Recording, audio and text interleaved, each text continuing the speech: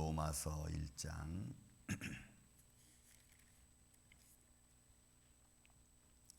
1절부터 우리 7절에 있는 말씀 먼저 교독을 하겠습니다. 예수 그리스도의 종 바울은 사도로 부르심을 받아 하나님의 복음을 위하여 택정함을 입었으니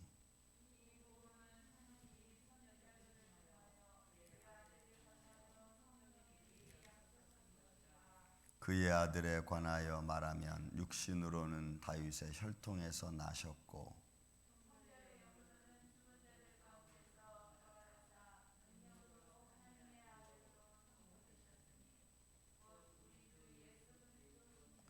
그로 말미암아 우리가 은혜와 사도의 직분을 받아 그의 부르심을 위하여 모든 이방인 중에서 믿어 순종하게 하나니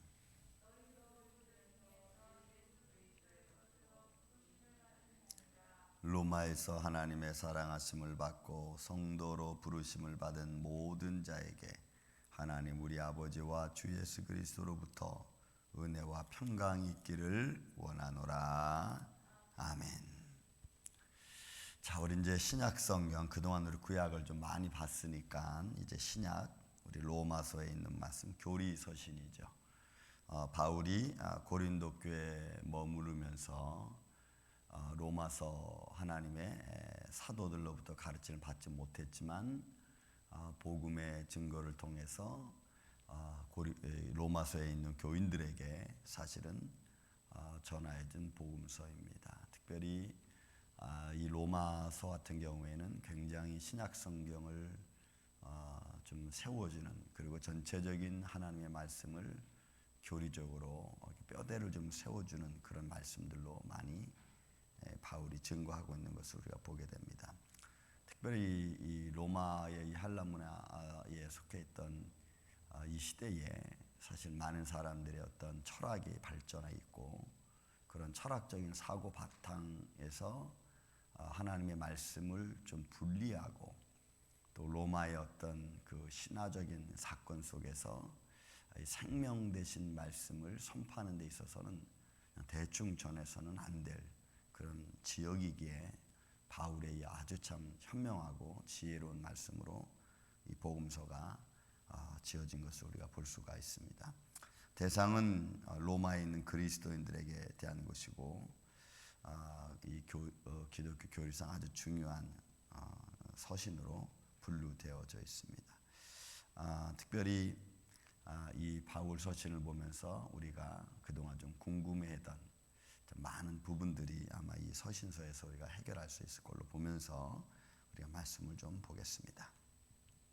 자, 1절부터 7절까지는 먼저 고린도 교회를 향한 바울의 인사말로부터 시작을 하죠. 바울 서신의 아주 특별한 그런 어떤 그 기록 이런 것을 방법을 우리가 볼 수 있는 것이 항상 자기 자신에 대하여 먼저 소개하고 있다는 사실입니다.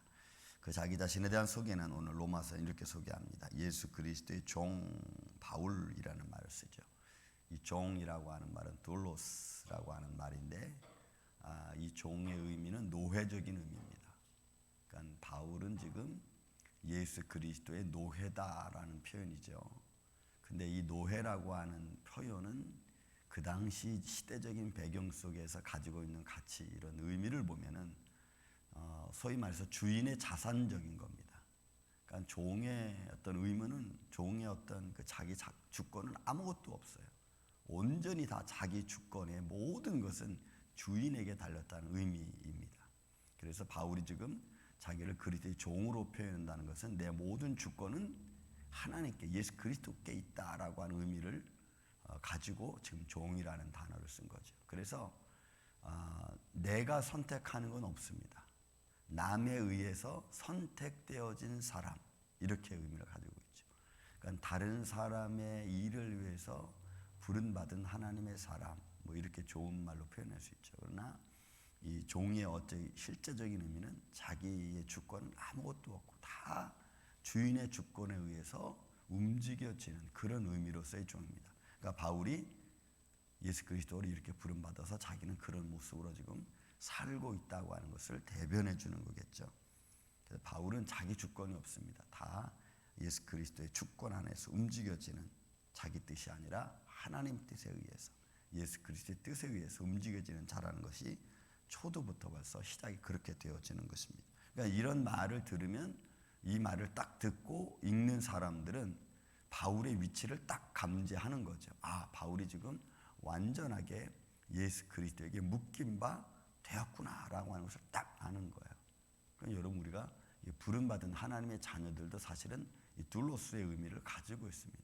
하나님의 자녀, 하나님의 백성, 또 하나님의 성도, 이 모든 것들이 좋은 말로는 다 그런 뜻이지만, 그러나 어떤 생활적인 면에 있어서 보면 다 두울로스에 속한다는 거죠. 왜? 하나님의 주권, 하나님의 뜻, 내 뜻이 아니라 아버지의 뜻, 이런 것에 관련되어 있기 때문에 사실 그런 겁니다. 그래서 그런 의미를 우리가 충분히 가질 수가 있는 겁니다.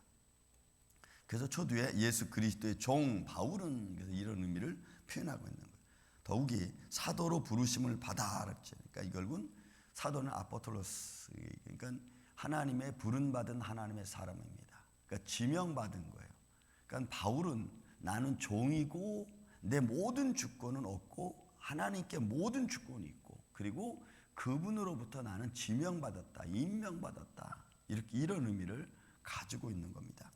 또 받아 하나님의 복음을 위하여 택정함을 입었으니, 이 택정이라는 것도 아포리조라는 말이에요. 이건 이 의미를 가지고 뭐냐면 분리하다는 겁니다. 그러니까 바울이 벌써 초두에 딱 들어오자마자 자기 자신을 소개하는데 어떻게 소개합니까? 하나님의 종이고 또 하나님께 부름받은 자고, 그리고 나는 세상으로부터 분리된 자라는 거예요.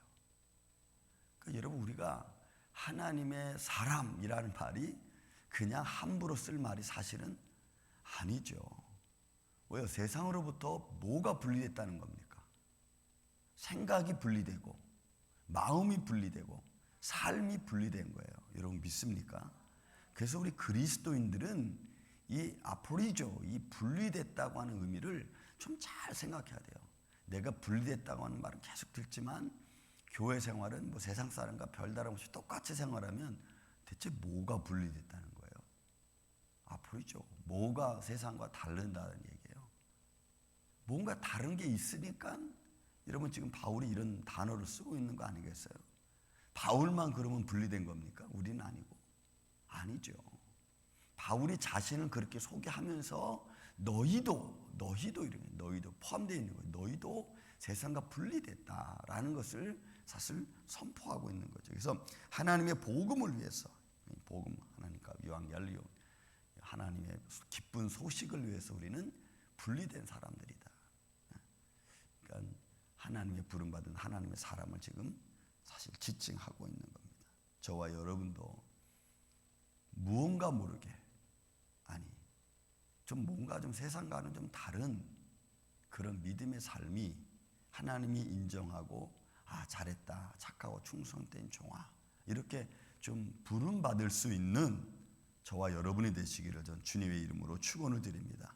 세상 사람들과 똑같이 말하고 세상 사람들과 똑같이 행동하고 세상의 습관 그대로 내가 행동하면서 나는 분리된 사람이다, 나는 복음의 사람이다, 그리스도이다 라고 말하면 누가 인정을 하겠어요? 세상도 인정 못하는데, 그죠? 여러분, 하나님께 우리가 인정받기를 바랄 수 있겠습니까? 뭐가 달라도 달라야 된다, 여러분 믿습니까? 세상과는 우리가 뭐가 달라도 달라야 돼요. 그것이 여러분 아포리죠. 여러분 구별된 자로 부름받은 분리된 사람이라 이거예요. 자, 그래서 바울은 계속 이야기합니다. 이 복음은 하나님의 기쁜 소식은 하나님의 선지자들을 통해서 그의 아들에 관하여 성경이 미리 약속하신 것. 여러분, 이 성경이 미리 약속했다라고 하는 단어는 유일하게 딱 바울 서신에서 로마서, 고린도 서신에 딱 2번 나옵니다. 딱 분리됐다. 그러니까 미리 알리신 거예요. 그러니까 이것은 미리 알리셨다는 성경이라고 하는 말은 구약 성경을 말합니다. 아직 신약성은 이 당시에 다 지어지지 않았으니까. 그러니까 구약 성경이 미리 이미 선지자들에게, 예언자들에게 이미 다 하나님이 아들에 관하여 말씀하셨다는 거예요. 그러니까 이미 성경은, 그 예수 그리스도는 하나님께서 처음부터 다 준비된 자 아닙니까? 창세기부터 시작되잖아요, 우리가.